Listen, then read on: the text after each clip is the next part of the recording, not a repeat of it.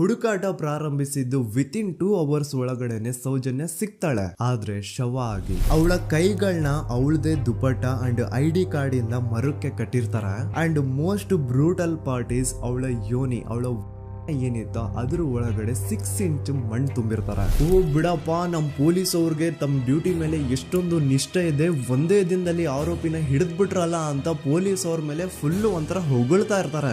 ಆದ್ರೆ ಪಾಪ ಜನರಿಗೆ ಎಲ್ಲಿ ಗೊತ್ತಿತ್ತು ಈ ಕೇಸ್ ನ ರಿಯಲ್ ಆರೋಪಿ ಬೇರೆ ಯಾರೋ ಇದಾರೆ, ಪೊಲೀಸ್ ಅವರೇ ಈ ಕೇಸ್ ನ ಮಿಸ್ಲೀಡ್ ಮಾಡೋದಕ್ಕೆ ಸುಮ್ನೆ ಸಂತೋಷ್ನ ಅರೆಸ್ಟ್ ಮಾಡಿದ್ದಾರೆ ಅಂತ. ಪೊಲೀಸ್ ಅವರು ಈ ಕೇಸ್ ಅಲ್ಲಿ ಕರಪ್ಟ್ ಆಗಿದ್ದಾರೆ, ಪೊಲೀಸ್ ಅವರೇ ಸತ್ಯ ಮುಚ್ಚಿಡ್ಲಿಕ್ಕೆ ಟ್ರೈ ಮಾಡ್ತಿದ್ದಾರೆ. ಹಾಗಾಗಿ ಈ ಕೇಸ್ ನ ಇನ್ಮುಂದೆ ಪೊಲೀಸ್ ಅವರಲ್ಲದೆ CBI ಅವರು ಇನ್ವೆಸ್ಟಿಗೇಷನ್ ಮಾಡಬೇಕು, ಈ ಕೇಸ್ ನ CBI ಒಪ್ಸಿ ಅಂತ ಅಗೇನ್ ಪ್ರೊಟೆಸ್ಟ್ ಗಳು ಸ್ಟಾರ್ಟ್ ಆಗ್ತವೆ. ಸೌಜನ್ಯ ಕೇಸ್ ಒಂದೇ ಅಲ್ಲ, ನಾರಾಯಣ ಹಾಗೂ ಯಮುನಾ ಕೇಸಲ್ಲೂ, ವೇದವಲ್ಲಿ ಕೇಸಲ್ಲೂ, ಆ ಬ್ಯಾಂಕ್ ಮ್ಯಾನೇಜರ್ ನ ಕೇಸಲ್ಲೂ ಹಾಗೂ ಪದ್ಮಲತಾ ಕೇಸಲ್ಲೂ ಸೀದಾ ಡೈರೆಕ್ಟ್ ಡೌಟ್ ಬರೋದೆ ಊರಿನ ಗೌಡ್ರ ಮೇಲೆ. ಸೌಜನ್ಯ ಕೇಸ್ ಬಿಟ್ಟು ಆ ಇನ್ನೊಂದು ಕೇಸ್ ಯಾವುದು, ಅದಕ್ಕೂ ಸಂತೋಷ್ಗೂ ಏನ್ ಸಂಬಂಧ, ಅದ್ರಲ್ಲಿ ಯಾಕೆ ಸಂತೋಷ್ನ ಪೊಲೀಸ್ ಅವರು ಫಿಟ್ ಮಾಡಿದ್ರು ಅಂತ ಪ್ರತಿಯೊಂದು ಹೇಳ್ತೀನಿ. ನಾನು ಈ ಚಾನೆಲ್ ನ ಸ್ಟಾರ್ಟ್ ಮಾಡ್ದಾಗಿಂದ one of the most requested video ಬಂದು ಸೌಜನ್ಯ ಕೇಸ್ ಬಗ್ಗೆ. ಸರಿ, ನಮ್ ದೂತ ಸಭೆಯ ಪ್ರಜೆಗಳು ಇಷ್ಟೊಂದು ಕೇಳ್ತಿದಾರಲ್ಲ, ಈ ಒಂದು ಕೇಸ್ ಬಗ್ಗೆ ವಿಡಿಯೋ ಮಾಡುವ ಅಂತ ಸೌಜನ್ಯ ಕೇಸ್ ಬಗ್ಗೆ ನಾನು ರಿಸರ್ಚ್ ಸ್ಟಾರ್ಟ್ ಮಾಡಿದೆ. ಅಂಡ್ ಟ್ರಸ್ಟ್ ಮೀ, ಎಷ್ಟೊಂದು ಕಾಂಪ್ಲೆಕ್ಸ್ ಈ ಒಂದು ಕೇಸ್ ಇದೆ ಅಂತಂದ್ರೆ ನನ್ ತಲೆನೇ ಕೆಟ್ಬಿಡ್ತು. ಬಟ್ ಡೋಂಟ್ ವರಿ, ನಿಮ್ಗಂತೂ ಪ್ರತಿ ಒಂದನ್ನ ತುಂಬಾ ಸಿಂಪಲ್ ಆಗಿ ಅರ್ಥ ಮಾಡಿಸ್ತೇನೆ. ಅನ್ಕೊಳ್ಳಿ, ಒಂದು ಊರು, ಆ ಊರಲ್ಲಿ ಒಂದು ಗೌಡ್ರ ಕುಟುಂಬ ಇದೆ. ಅಂಡ್ ಆ ಗೌಡ್ರ ಕುಟುಂಬ ತುಂಬಾನೇ ಪವರ್ಫುಲ್, ಲೈಕ್ ನಾವು ಮೂವೀಸ್ ಅಲ್ಲಿ ನೋಡ್ತೀವಲ್ಲ ಹಂಗೆ. ಸೊ ಗೌಡ್ರ ಊರು ಬಂದು ಧರ್ಮಸ್ಥಳ ಅಂತ. ಆ ಒಂದು ಊರಲ್ಲಿ ಇವ್ರಿಗೆ ಸಖತ್ ಕಂಟ್ರೋಲ್ ಇರುತ್ತೆ. ಈವನ್ ಅದೇ ಒಂದು ರೀಜನ್ ಅಲ್ಲಿ ಇರುವಂತಹ ಒಂದು ತುಂಬಾನೇ ಪಾಪ್ಯುಲರ್ ದೇವಸ್ಥಾನನು ಸಹ ಇವರೇ ಕಂಟ್ರೋಲ್ ಮಾಡ್ತಿರ್ತಾರೆ. ಆ ಒಂದು ದೇವಸ್ಥಾನ ಇಂದ ಈ ಗೌಡ್ರ ಕುಟುಂಬಕ್ಕೆ ಎಷ್ಟೊಂದು ದುಡ್ಡು ಬರ್ತಾ ಇರುತ್ತೆ ಅಂತಂದ್ರೆ, ಅದೇ ದುಡ್ಡಲ್ಲಿ ಇವರು ಬೇಜನ್ ಪ್ರೈವೇಟ್ ಪ್ರೈಮರಿ ಅಂಡ್ ಹೈಸ್ಕೂಲ್ಸ್ ನ ಸ್ಥಾಪನೆ ಮಾಡಿರ್ತಾರೆ, ಬೇಜನ್ ಪ್ರೈವೇಟ್ ಮೆಡಿಕಲ್ ಕಾಲೇಜಸ್ ಇರ್ತವೆ, ಅಂಡ್ ಬೇಜನ್ ಪ್ರೈವೇಟ್ ದೊಡ್ಡ ಹಾಸ್ಪಿಟಲ್ಸ್ ಇರ್ತವೆ. ಒಟ್ಟಲ್ಲಿ ಹೇಳ್ಬೇಕು ಅಂತಂದ್ರೆ ದುಡ್ಡಿನ ಸುರಿಮಳೆ ಇವ್ರಿಗೆ. ನೋಡಿ, ನಮ್ಮ ಭಾರತ ದೇಶದಲ್ಲಿ ಒಂದು ಕಾನೂನಿದೆ, ದ ರಿಲಿಜಿಯಸ್ ಎಂಡೋಮೆಂಟ್ ಆಕ್ಟ್ 1863 ಅಂತ. ಬೇಸಿಕಲಿ ಈ ಒಂದು ಕಾನೂನು ಏನ್ ಹೇಳುತ್ತೆ ಅಂತಂದ್ರೆ, ಭಾರತದಲ್ಲಿ ಯಾವ್ದೆಲ್ಲ ಹಿಂದೂ ಟೆಂಪಲ್ಸ್ ಇದಾವೋ ಅವೆಲ್ಲ ಗವರ್ಮೆಂಟ್ ಪ್ರಾಪರ್ಟಿ. ಆ ಹಿಂದೂ ಟೆಂಪಲ್ಸ್ ನ ಮ್ಯಾನೇಜ್ಮೆಂಟ್ ಎಲ್ಲ ಗವರ್ಮೆಂಟ್ ಕೈಗೆ ಹೋಗಿ ಗವರ್ಮೆಂಟ್ ಡಿಸೈಡ್ ಮಾಡುತ್ತೆ ಆ ಮ್ಯಾನೇಜ್ಮೆಂಟ್ ಅಲ್ಲಿ ಯಾರ್ ಕೆಲ್ಸಕ್ಕೆ ಇರಬೇಕು, ಯಾರ್ ಕೆಲ್ಸಕ್ಕೆ ಇರಬಾರ್ದು, ಅಂಡ್ ಆ ಟೆಂಪಲ್ ಇಂದ ಬರ್ತಿರುವಂತಹ ಡೊನೇಷನ್ ಅಮೌಂಟ್ ನ ಏನ್ ಮಾಡಬೇಕು ಅಂತ. ಸೊ ಈ ಒಂದು ಕಾನೂನಿನ ಪ್ರಕಾರ ಗವರ್ಮೆಂಟ್ ಇಂಡಿಯಾದಲ್ಲಿ ಇರುವಂತಹ ಆಲ್ಮೋಸ್ಟ್ ಎಲ್ಲಾ ಹಿಂದೂ ಟೆಂಪಲ್ಸ್ ನ ತನ್ನ ಕಂಟ್ರೋಲ್ ಅಲ್ಲಿ ತಗೋತಾ ಇರ್ಬೇಕಾದ್ರೆ ಗವರ್ಮೆಂಟ್ ಅಫಿಷಿಯಲ್ಸ್ ಧರ್ಮಸ್ಥಳ ಶ್ರೀ ಮಂಜುನಾಥ ದೇವಸ್ಥಾನಕ್ಕೂ ರೀಚ್ ಔಟ್ ಮಾಡ್ತಾರೆ. ಅಂಡ್ ಆಗ ಇಷ್ಟು ದಿನ ಟೆಂಪಲ್ ನ ಕಂಟ್ರೋಲ್ ಮಾಡ್ತಿದ್ದಂತಹ ಆ ಗೌಡ್ರ ಕುಟುಂಬ ಏನ್ ಹೇಳುತ್ತೆ ಗೊತ್ತಾ, ಇಲ್ಲ ಇದು ಹಿಂದೂ ಟೆಂಪಲ್ ಅಲ್ಲ, ಇದು ಜೈನ್ ಫ್ಯಾಮಿಲಿಗೆ ಬಿಲಾಂಗ್ ಮಾಡುವಂತಹ ಒಂದು ಪ್ರೈವೇಟ್ ಟೆಂಪಲ್ ಅಂತ ಹೇಳ್ತಾರೆ. ನಾನು ಇಷ್ಟು ದಿನ ಧರ್ಮಸ್ಥಳ ಶ್ರೀ ಮಂಜುನಾಥ ದೇವಸ್ಥಾನ ಒಂದು ಹಿಂದೂ ಟೆಂಪಲ್ ಅಂತ ಅನ್ಕೊಂಡಿದ್ದೆ. ಆದ್ರೆ ಈಗಷ್ಟೇ ನನಗೂ ಗೊತ್ತಾಗಿದ್ದು ಇದು ಹಿಂದೂ ಟೆಂಪಲ್ ಅಲ್ಲ, ಇದು ಒಂದು ಜೈನ್ ಫ್ಯಾಮಿಲಿಗೆ ಬಿಲಾಂಗ್ ಮಾಡುವಂತಹ ಪ್ರೈವೇಟ್ ಜೈನ್ ಟೆಂಪಲ್ ಅಂತ.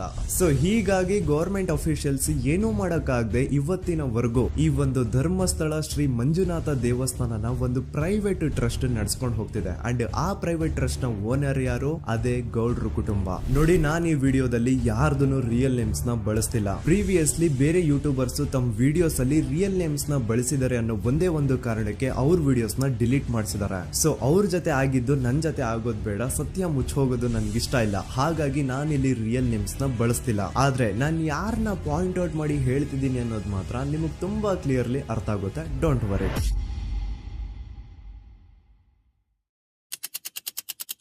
ದಿನಾಂಕ 9/10/2012. A very normal day for everyone except Soujanya. Dharmasthala ಹತ್ರ ಇರುವಂತಹ ಪಂಗಳ್ ಅನ್ನೋ ಒಂದು ಸಣ್ಣ ಹಳ್ಳಿಗೆ ಬಿಲಾಂಗ್ ಮಾಡುವಂತಹ ಸೌಜನ್ಯ ತುಂಬಾನೇ ಒಳ್ಳೆ ಹುಡುಗಿ. SDM ಕಾಲೇಜ್ ಆಫ್ ಉಜ್ರಿಯಲ್ಲಿ 2nd PUC ಓದ್ತಿದ್ದಂತಹ ಇವಳು ತುಂಬಾನೇ ಬ್ರೈಟ್ ಸ್ಟೂಡೆಂಟ್ ಕೂಡ. ಸೊ ಒಂದು ದಿನ ಅಂದ್ರೆ 9 ಅಕ್ಟೋಬರ್ 2012 ಬೆಳಿಗ್ಗೆ 7:30-8 ಗಂಟೆ ಹಾಗೆ ಆಸ್ ಯೂಶುವಲ್ ತನ್ನ ಕಾಲೇಜ್ ಹೋಗೋದಕ್ಕೆ ರೆಡಿ ಆಗ್ತಿರ್ತಾಳೆ. ಅವತ್ತು ಮಂಗಳವಾರದ ದಿನ ಅಂಡ್ ಅವತ್ತು ಲೋಕಲ್ ಫೆಸ್ಟಿವಲ್ ಬೇರೆ ಇರುತ್ತೆ, ಹೊಸ ಅಕ್ಕಿ ಅಂತ. ಈ ಒಂದು ಲೋಕಲ್ ಫೆಸ್ಟಿವಲ್ ದಿನ ಮನೆ ಒಳಗಡೆ ಏನೇ ಅಡುಗೆ ಮಾಡಿದ್ರು ಹೊಸ ಅಕ್ಕಿನೇ ಬಳಸಬೇಕು. ಸೊ ಹೊಸ ಅಕ್ಕಿ ತಂದು ಬ್ರೇಕ್ಫಾಸ್ಟ್ ನ ರೆಡಿ ಮಾಡೋಷ್ಟ್ರಲ್ಲಿ ಸೌಜನ್ಯ ಅವ್ರ ತಾಯಿ ತುಂಬಾ ಲೇಟ್ ಮಾಡ್ತಾರೆ. ಸೊ ಕಾಲೇಜ್ಗೆ ಲೇಟ್ ಆಗ್ತಿದೆ ಅಂತ ಈ ಸೌಜನ್ಯ ಟಿಫಿನ್ ಸಹ ಮಾಡದೆ ಹಾಗೆ ಹೋಗ್ತಾಳೆ. ಅವಳ ತಲೆಯಲ್ಲಿ ಏನಿತ್ತು ಅಂತಂದ್ರೆ, ಹೆಂಗೋ ಇವತ್ತು ಲೋಕಲ್ ಫೆಸ್ಟಿವಲ್ ಬೇರೆ ಇದೆ, ಹಾಗಾಗಿ ಮೇ ಬಿ ಕಾಲೇಜು ಬೇಗ ಬಿಡ್ಬೋದು, ಸೊ ಮಧ್ಯಾಹ್ನ ಡೈರೆಕ್ಟ್ ಮನೆಗೆ ಬಂದು ಊಟ ಮಾಡುವ ಬಿಡು ಅಂತ ಅವಳು ಅನ್ಕೊಂಡಿರ್ತಾಳೆ. ಆದ್ರೆ ಕಾಲೇಜ್ ಹೋಗಾದ್ಮೇಲೆ ಗೊತ್ತಾಗುತ್ತೆ ಅವತ್ತು ಅವಳಿಗೆ ಸ್ಪೆಷಲ್ ಕ್ಲಾಸಸ್ ಬೇರೆ ಇದೆ ಅಂತ. ಸೌಜನ್ಯ ಬ್ರೇಕ್ಫಾಸ್ಟ್ ಕೂಡ ಮಾಡಿರಲ್ಲ ಅಂಡ್ ಲಂಚ್ ಬಾಕ್ಸ್ ಕೂಡ ತಂದಿರಲ್ಲ. ಹಾಗಾಗಿ ಲಂಚ್ ಟೈಮ್ ಅಲ್ಲಿ ಸೌಜನ್ಯನ ಒಬ್ಳು ಫ್ರೆಂಡ್ ಜಾನ್ವಿ ತಾನ್ ತಂದಿರುವಂತಹ ಲಂಚ್ ಬಾಕ್ಸ್ ಅಲ್ಲಿ ಒಂದಿಷ್ಟು ಲಂಚ್ ನ ಆಫರ್ ಮಾಡ್ತಾಳ. ಆದ್ರೆ ಸೌಜನ್ಯ ಪರವಾಗಿಲ್ಲ ನೀನ್ ತಿನ್ನು, ನಾನ್ ಮನೆಗೆ ಹೋಗ್ಬಿಟ್ಟು ಊಟ ಮಾಡ್ಕೊಂತೀನಿ ಅಂತ ಹೇಳ್ತಾಳ. ಸುಮಾರು ಮಧ್ಯಾಹ್ನದ 3:45ಕ್ಕೆ ಕಾಲೇಜ್ ಬಿಡುತ್ತೆ. ಸೌಜನ್ಯ ಕಾಲೇಜ್ ಇಂದ ಬಸ್ ಅಲ್ಲಿ ಬಂದು ನೇತ್ರಾವತಿ ಬಸ್ ಸ್ಟಾಪ್ ಹತ್ರ ಇಳ್ಕೋತಾಳ. ಅವಳ ಜೊತೆ ಅವಳ ಕ್ಲಾಸ್ ಮೇಟ್ಸ್ ಅಂಡ್ ಫ್ರೆಂಡ್ಸ್ ಎಲ್ಲ ಇರ್ತಾರೆ. ಸೊ ಅವ್ರಿಗೆಲ್ಲ ಬಾಯ್ ಹೇಳ್ಬಿಟ್ಟು ಸೌಜನ್ಯ ತನ್ನ ಮನೆ ಕಡೆಗೆ ಹೊರಡ್ತಾಳ. ನೇತ್ರಾವತಿ ಬಸ್ ಸ್ಟಾಪ್ ಇಂದ ಸೌಜನ್ಯ ಮನೆಗೆ 20 ಮಿನಿಟ್ಸ್ ನ ವಾಕ್ ಇರುತ್ತೆ. ಮ್ಯಾಕ್ಸ್ ಟು ಮ್ಯಾಕ್ಸ್ 30 ಮಿನಿಟ್ ಹಿಡಿಬಹುದು. ಸೊ ಸೌಜನ್ಯ ನಡ್ಕೊಂಡು ಮನೆ ಕಡೆಗೆ ಹೋಗ್ತಾ ಇರ್ತಾಳೆ. ಒಂದ್ ಸ್ವಲ್ಪ ದೂರದಲ್ಲಿ ಪ್ರಕೃತಿ ಹಾಸ್ಪಿಟಲ್ ಅಂತ ಒಂದಿರುತ್ತೆ. ಅಲ್ಲಿನ ಸೆಕ್ಯೂರಿಟಿ ಗಾರ್ಡ್ ಸೌಜನ್ಯ ನಡ್ಕೊಂಡು ಹೋಗ್ತಾ ಇರೋದನ್ನ ನೋಡ್ತಾನೆ ಕೂಡ. ನಂತರ ಸೌಜನ್ಯ ಒಂದು 10 ನಿಮಿಷ ಹಂಗೆ ಮುಂದೆ ನಡ್ಕೊಂಡು ಹೋಗಾದ್ಮೇಲೆ ಸೌಜನ್ಯಗೆ ತನ್ನ ಮಾವ ಸಿಗ್ತಾರ. ಅವರು ಸೌಜನ್ಯನ ನೋಡಿ ಮಾತಾಡಿಸ್ತಾರೆ. ಯಾಕಮ್ಮ ಕಾಲೇಜಿಂದ ಇಷ್ಟು ಲೇಟ್ ಬರ್ತಿದ್ಯಾ ಅಂತ ಕೇಳ್ತಾರೆ. ಆಗ ಸೌಜನ್ಯ ಇಲ್ಲ ಮಾವ, ಕಾಲೇಜಲ್ಲಿ ಸ್ಪೆಷಲ್ ಕ್ಲಾಸ್ ಇತ್ತು ಹಾಗಾಗಿ ಲೇಟ್ ಆಗ್ಬಿಡ್ತು ಅಂತ ಹೇಳಿ ಒಂದೆರಡು ಮಾತಾಡಿಸಿ ನಂತರ ತನ್ನ ಮನೆ ಕಡೆ ತಾನು ಹೊರಡ್ತಾಳ. ಈಗ ಆ ಒಂದು ಪಾಯಿಂಟ್ ಇಂದ ಸೌಜನ್ಯಗೆ ತನ್ನ ಮನೆ ಹೋಗ್ಲಿಕ್ಕೆ 10 ನಿಮಿಷ ಬೇಕು. ಮ್ಯಾಕ್ಸ್ ಟು ಮ್ಯಾಕ್ಸ್ 20 ಮಿನಿಟ್ ಅನ್ಕೊಳ್ಳಿ. 3:45ಕ್ಕೆ ಕಾಲೇಜ್ ಬಿಟ್ರೆ ಅರೌಂಡ್ 4:30ಗೆ ಮನೇಲಿ ಇರ್ಬೇಕಾಗಿದ್ದು ಹುಡುಗಿ 6:30-7 ಗಂಟೆ ಆಗಿದ್ರು ಮನೆಗೆ ಸೇರಿರಲ್ಲ. ಸೊ ಮನೇಲಿ ಸೌಜನ್ಯ ಅವ್ರ ತಾಯಿಗೆ ಟೆನ್ಷನ್ ಸ್ಟಾರ್ಟ್ ಆಗುತ್ತೆ. ಏನಪ್ಪಾ ಈ ಹುಡುಗಿ ಎಷ್ಟೊತ್ತಾದ್ರೂ ಇನ್ನು ಮನೆಗ್ ಬಂದಿಲ್ವಲ್ಲ ಅಂತ. ಸೊ ಅವ್ರೇನ್ ಮಾಡ್ತಾರೆ, ಸೌಜನ್ಯ ಅವ್ರ ತಂದೆ ಕಾಲ್ ಮಾಡ್ಬಿಟ್ಟು ರೀ ಹಿಂಗೆ 3:30-4 ಗಂಟೆಗೆ ಕಾಲೇಜ್ ಇಂದ ಮನೆಗ್ ಬರ್ತಿದ್ದಿದ್ ನಮ್ ಹುಡುಗಿ ಇವತ್ತು 7 ಗಂಟೆ ಆದ್ರೂ ಇನ್ನು ಮನೆಗ್ ಬಂದಿಲ್ಲ, ನೀವು ಸ್ವಲ್ಪ ಬೇಗ ಮನೆಗ್ ಬಂದು ವಿಚಾರಿಸಿ ಅಂತ ಗಾಬ್ರಿಲಿ ಹೇಳ್ತಾರ. ಸರಿ ಅಂತ ಸೌಜನ್ಯ ಅವ್ರ ತಂದೆ ಮನೆಗ್ ಬಂದ್ಬಿಟ್ಟು ಸೌಜನ್ಯನ ಫ್ರೆಂಡ್ಸ್ ಕ್ಲಾಸ್ ಮೇಟ್ಸ್ ಯಾರ್ದೆಲ್ಲ ಅವ್ರ ಹತ್ರ ನಂಬರ್ ಇರುತ್ತೋ ಅವ್ರಿಗೆಲ್ಲ ಕಾಲ್ ಮಾಡ್ಬಿಟ್ಟು ಸೌಜನ್ಯ ಬಗ್ಗೆ ಕೇಳ್ತಾರ.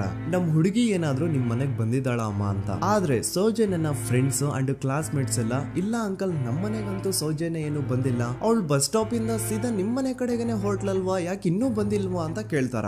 ಆಗ ಸೌಜನ್ಯ ಅವ್ರ ತಂದೆ ಇಲ್ಲಮ್ಮ ಬಂದಿಲ್ಲ ಹಾಗಾಗಿನೇ ಕಾಲ್ ಮಾಡಿರೋದು ಅಂತ ಹೇಳಿ ಕಾಲ್ ಕಟ್ ಮಾಡ್ತಾರ. ದೆನ್ ಸೌಜನ್ಯ ಅವ್ರ ತಂದೆ ಸೌಜನ್ಯ ಅವ್ರ ಮಾವ ಕಾಲ್ ಮಾಡ್ತಾರ. ಅಳಿಯ ಎಲ್ಲಿದ್ಯಾ, ನನ್ ಮಗಳು ಇನ್ನು ಮನೆಗ್ ಬಂದಿಲ್ಲ, ನೀನೇನಾದ್ರೂ ಅವಳನ್ನ ನೋಡ್ದ ಅಂತ ಕೇಳ್ತಾರ. ಆ ಕಡೆಯಿಂದ ಅವರು ಸೌಜನ್ಯನ ಮಾವ ಹೇಳ್ತಾರೆ, ಹ್ಞೂ ನಾನ್ ನೋಡ್ದೆ, 4 ಕಾಲು ಹಾಗೆ ಆ ಹುಡುಗಿ ಕಾಲೇಜ್ ಇಂದ ಬರ್ಬೇಕಾದ್ರೆ ನನಗ್ ಕಾಣಿಸಿದ್ಲು, ನಾನ್ ಸ್ವಲ್ಪ ಮಾತಾಡ್ದೆ ಅವಳ ಹತ್ರ, ಅದಾದ್ಮೇಲೆ ಅವಳು ಮನೆ ಕಡೆ ಹೋದ್ಲಲ್ಲ, ಯಾಕೆ ಇನ್ನೂ ಬಂದಿಲ್ವಾ ಅಂತ ಅವರೇ ಉಲ್ಟಾ ಕ್ವಶನ್ ಕೇಳ್ತಾರ. ಈ ಕಡೆ ಸೌಜನ್ಯ ಅವ್ರ ತಂದೆ ಇಲ್ಲ 7 ಗಂಟೆ ಆದ್ರೂ ಮಗು ಇನ್ನು ಮನೆಗ್ ಬಂದಿಲ್ಲ, ನಮ್ಗೆ ಯಾಕೋ ತುಂಬಾ ಗಾಬರಿ ಆಗ್ತಿದೆ, ನೀನೊಂದ್ ಕೆಲ್ಸ ಮಾಡು ನಮ್ಮವ್ರನ್ನೆಲ್ಲ ಸೇರ್ಸು ಎಲ್ರೂ ಸೇರಿ ಹುಡುಕುವ ಅವಳನ್ನ ಅಂತ ಸುಮಾರು ರಾತ್ರಿ 7 ಗಂಟೆಯಿಂದ ಹಿಡಿದು 11 ಗಂಟೆವರೆಗೂ ಸೌಜನ್ಯನ ಮನೆಯವರು ಅಂಡ್ ಊರಿನ ಜನ 200-300 ಜನ ಸೇರ್ಕೊಂಡು ಸೌಜನ್ಯನ ಹುಡುಕ್ತಾರೆ. ಆದ್ರೆ ಸೌಜನ್ಯನ ಒಂದು ಸುಳಿವು ಸಿಗಲ್ಲ. ಸೊ ಕೊನೆಗೆ ಸಹಾಯ ಕೇಳ್ತಾ ರಾತ್ರಿ 11 ಗಂಟೆ ಹಾಗೆ ಸೌಜನ್ಯನ ತಂದೆ ತಾಯಿ ಅಂಡ್ ಊರಿನ ಜನ ಎಲ್ಲ ಬೆಳ್ತಂಗಡಿ ಪೊಲೀಸ್ ಸ್ಟೇಷನ್ ಹತ್ರ ಹೋಗ್ತಾರ. ಅಲ್ಲಿ ಪೊಲೀಸ್ ಅವ್ರ ಹತ್ರ ಕಾಲೇಜ್ ಹೋಗಿದ್ ನಮ್ ಹುಡುಗಿ ಇಷ್ಟೊತ್ತಾದ್ರೂ ಇನ್ನು ಮನೆಗ್ ಬಂದಿಲ್ಲ, ಎಷ್ಟು ಹುಡುಕಿದ್ರು ಸಿಗ್ತಾ ಇಲ್ಲ, ಸೊ ಪ್ಲೀಸ್ ಒಂದು ಮಿಸ್ಸಿಂಗ್ ರಿಪೋರ್ಟ್ ನ ಫೈಲ್ ಮಾಡಿ ನಮ್ ಹುಡುಗಿನ ಹುಡುಕೊಡಿ ಅಂತ ಕೇಳ್ಕೊತಾರ. ಆದ್ರೆ ಪೊಲೀಸ್ ಅವರು ಒಪ್ಪಲ್ಲ. ಇಲ್ಲ ಯಾವುದೇ ಪರ್ಸನ್ ಮಿಸ್ಸಿಂಗ್ ಆದ್ರೆ ಆಫ್ಟರ್ 24 ಅವರ್ಸ್ ಆದ್ಮೇಲೆ ರಿಪೋರ್ಟ್ ಫೈಲ್ ಮಾಡಕ್ಕಾಗೋದು. ಸೊ ನೀವ್ ಒಂದ್ ಕೆಲ್ಸ ಮಾಡಿ, ಈಗ ಮನೆಗ್ ಹೋಗಿ ನಾಳೆ ಬೆಳಿಗ್ಗೆವರೆಗೂ ನೋಡಿ, ನಾಳೆ ಬೆಳಿಗ್ಗೆವರೆಗೂ ನಿಮ್ ಮಗಳು ನಿಮ್ ಮನೆಗ್ ಬಂದಿಲ್ಲ ಅಂತಂದ್ರೆ ಆಗ ಬಂದ್ಬಿಟ್ಟು ಮಿಸ್ಸಿಂಗ್ ರಿಪೋರ್ಟ್ ನ ಫೈಲ್ ಮಾಡಿಸಿ ಅಂತ ಹೇಳಿ ಕಳಿಸ್ತಾರ. ಆಗ ಆಲ್ಮೋಸ್ಟ್ ಮಿಡ್ ನೈಟ್ ಆಗಿರೋದ್ರಿಂದ ಅಂಡ್ ಮಳೆ ಬೇರೆ ತುಂಬಾ ಜೋರಾಗಿ ಬರ್ತಾ ಇರುತ್ತೆ. ಸೊ ಈ ಸಿಚುವೇಶನ್ ಅಲ್ಲಿ ಸೌಜನ್ಯನ ಹುಡುಕ್ಲಿಕ್ಕೆ ಆಗಲ್ಲ. ನಾಳೆ ಬೆಳಿಗ್ಗೆ ಸೇರ್ಕೊಂಡು ಅಗೇನ್ ಎಲ್ರು ಸೌಜನ್ಯನ ಹುಡುಕುವ ಅಂತ ಸೌಜನ್ಯನ ಮನೆಯವರು ಅಂಡ್ ಊರಿನ ಜನ ಎಲ್ರು ತಮ್ಮ ಮನೆಗೆ ಹೋಗ್ಬಿಡ್ತಾರ. ನೆಕ್ಸ್ಟ್ ದಿನ ಅಂದ್ರೆ 10 ಅಕ್ಟೋಬರ್ 2012 ಬುಧವಾರದ ದಿನ ಬೆಳಿಗ್ಗೆ 10 ಗಂಟೆ ಹಾಗೆ ಸೌಜನ್ಯನ ಮನೆಯವರು ಅಂಡ್ ಊರಿನ 200-300 ಜನ ಸೇರ್ಕೊಂಡು ಅಗೇನ್ ಸೌಜನ್ಯಗೋಸ್ಕರ ಹುಡುಕಾಟ ಸ್ಟಾರ್ಟ್ ಮಾಡ್ತಾರ. ಹುಡುಕಾಟ ಪ್ರಾರಂಭಿಸಿದ್ದು ವಿತಿನ್ 2 ಅವರ್ಸ್ ಒಳಗಡೆನೆ ಸೌಜನ್ಯ ಸಿಗ್ತಾಳೆ. ಆದ್ರೆ ಶವ ಆಗಿ ಆ 200-300 ಊರಿನ ಜನ ಎಲ್ಲ ಸೇರ್ಕೊಂಡು ಏನ್ ಸೌಜನ್ಯನ ಹುಡುಕ್ತಾ ಇದ್ರು ಅದರಲ್ಲಿ ಯಾರೋ ಒಬ್ರಿಗೆ ಸೌಜನ್ಯನ ಮನೆಯಿಂದ ಕೇವಲ 10 ನಿಮಿಷ ದೂರದಲ್ಲಿರುವಂತಹ ಒಂದು ಹಳ್ಳನ ದಡದಲ್ಲಿ ಸೌಜನ್ಯ ಮೃತದೇಹ ಸಿಗುತ್ತಾ. ಈಗ ಸತ್ತಿರುವಂತಹ ಸೌಜನ್ಯನ ಡೆಡ್ ಬಾಡಿ ಯಾವ ಒಂದು ಕಂಡೀಷನ್ ಅಲ್ಲಿ ಇತ್ತು ಅಂತ ಹೇಳ್ತೀನಿ, ಸ್ವಲ್ಪ ಗಮನ ಇಟ್ಟು ಕೇಳಿಸ್ಕೊಳ್ಳಿ. ಅವಳ ಕೈಗಳನ್ನ ಅವಳದೇ ದುಪಟ್ಟ ಅಂಡ್ ID ಕಾರ್ಡ್ ಇಂದ ಮರಕ್ಕೆ ಕಟ್ಟಿರ್ತಾರ. ಅವಳ ಬಾಡಿ ಎಲ್ಲ ನೇಕೆಡ್ ಇರುತ್ತೆ, ಮೈ ಮೇಲೆ ಸರಿಯಾದ ಬಟ್ಟೆ ಇರಲ್ಲ, ಮೈ ಮೇಲೆ ಮಲ್ಟಿಪಲ್ ಕಟ್ ಮಾರ್ಕ್ಸ್ ಇರುತ್ತೆ, ತುಂಬಾ ಜೋರಾಗಿ ಹೊಡೆದಿರುವಂತಹ ಗಾಯಗಳು ಮೈ ಮೇಲೆ ಎದ್ದು ಕಾಣಿಸ್ತಿರ್ತವೆ. ಅವಳ ರಿಪ್ಸ್ ಎದೆ ಭಾಗದ ಮೂಳೆಗಳೆಲ್ಲ ಮುರಿದು ಹೋಗ್ಬಿಟ್ಟಿರ್ತವೆ. And most brutal part is ಅವಳ ಯೋನಿ, ಅವಳ ಏನಿತ್ತು ಅದ್ರ ಒಳಗಡೆ 6 ಇಂಚ್ ಮಣ್ಣು ತುಂಬಿರ್ತಾರೆ. ಆ ಬಾಡಿ ಕಂಡೀಷನ್ ನ ನೋಡಿದಾದ್ಮೇಲೆ ಒಂದಂತೂ ತುಂಬಾ ಕ್ಲಿಯರ್ ಆಗಿ ಅರ್ಥ ಆಗುತ್ತೆ, ಅವಳನ್ನ ಯಾರೋ ತುಂಬಾ ಫೋರ್ಸ್ಫುಲಿ ಮಾಡಿ ನಂತರ ನಿರ್ದಯವಾಗಿ ಸಾಯಿಸಿದ್ದಾರೆ ಅಂತ. ಇಲ್ಲಿ ಕ್ರಿಮಿನಲ್ಸ್ ನ ಬುದ್ಧಿವಂತಿಕೆ ನೋಡಿ ಪೊಲೀಸ್ ಅವ್ರಿಗೆ ಏನೂ ಸುಳಿವು ಸಿಗ್ಬಾರ್ದು ಅಂತ ಅವಳ ಯೋನಿ ಒಳಗಡೆ 6 ಇಂಚ್ ಅಷ್ಟು ಮಣ್ಣು ತುಂಬ ಹೋಗಿರ್ತಾರೆ. ಸೊ ದೆನ್ ಪೊಲೀಸ್ ಅವ್ರಿಗೆ ವಿಷಯ ಗೊತ್ತಾಗುತ್ತೆ. ಅವರು ಸ್ಪಾಟ್ ಗೆ ಬಂದು ಸೌಜನ್ಯನ ಬಾಡಿನ ರಿಕವರ್ ಮಾಡಿ ಆ ಒಂದು ಸ್ಪಾಟ್ ನ ಕಂಪ್ಲೀಟ್ ಸೀಸ್ ಮಾಡ್ತಾರೆ. ಒಬ್ಳು ಸಾಮಾನ್ಯ ಮಿಡಲ್ ಕ್ಲಾಸ್ ಹುಡುಗಿ, ಒಬ್ಳು ವೆರಿ ಬ್ರೈಟ್ ಸ್ಟೂಡೆಂಟ್ ನ ಈ ಮಟ್ಟಿಗೆ ಇಷ್ಟು ನಿರ್ದಯವಾಗಿ ಸಾಯಿಸಿರೋದು ಯಾರು?